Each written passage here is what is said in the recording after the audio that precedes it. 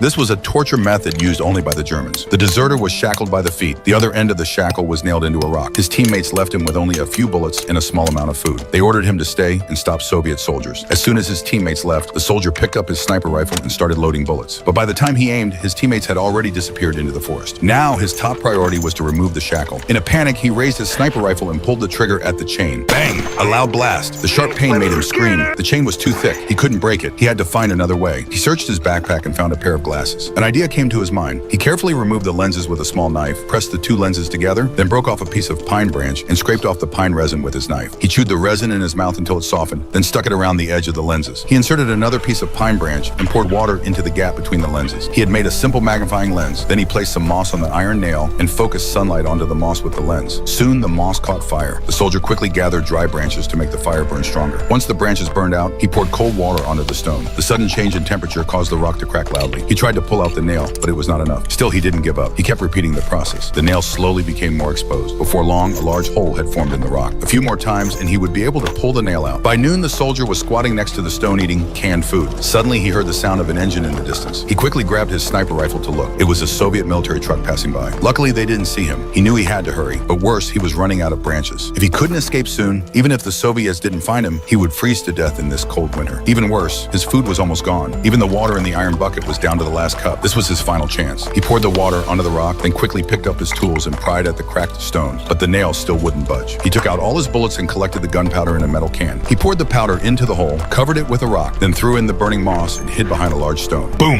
The gunpowder exploded with white smoke. He quickly got up to check, but the nail still wouldn't move. Frustrated, he kicked the nail twice in anger. It still didn't move. Then he used his gun strap to hook onto a distant rock. He grabbed the rock with both hands and smashed it against the nail. From day to night, he kept striking it. His hands were covered in blisters. Finally, he tried again. The nail started to loosen. With one strong pull, he yanked the nail out. He was finally free.